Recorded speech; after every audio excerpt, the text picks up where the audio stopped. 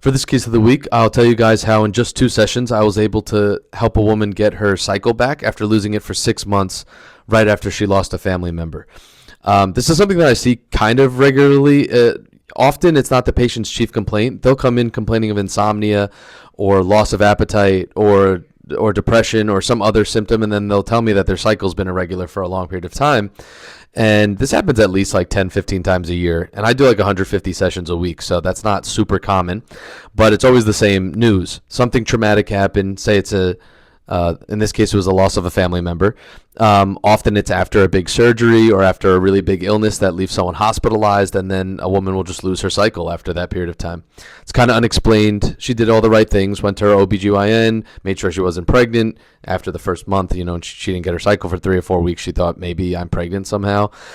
She was sexually active, so it was possible, but she was shocked that would be the case. It was negative, and all the blood work looked normal. So there's really nothing left for her to do.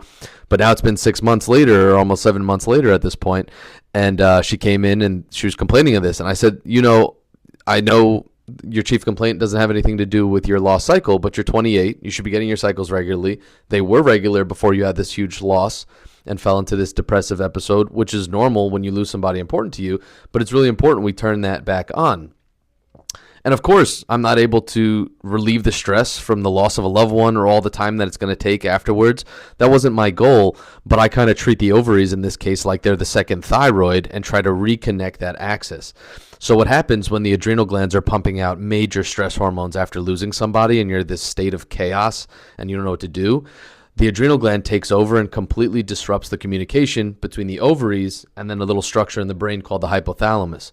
When that HPO axis breaks down, the cycles just stop. It's not a matter of repleting hormones or anything like that. It's not a loss of hormones. It's not from a heavy bleeding episode that doesn't leave the body in the ability to recover. It's not like the thyroid stops working.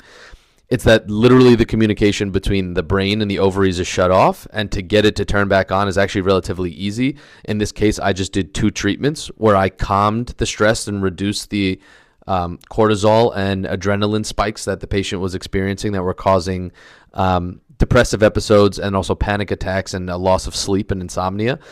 And in just 2 sessions, not only did those symptoms cut by 50 to 60%, but the cycle came back. So we still have a couple sessions to get her back to fully normal. But in 2 sessions, the period was reinstated, and this will make for balancing the rest of her hormones and her chief complaint much easier.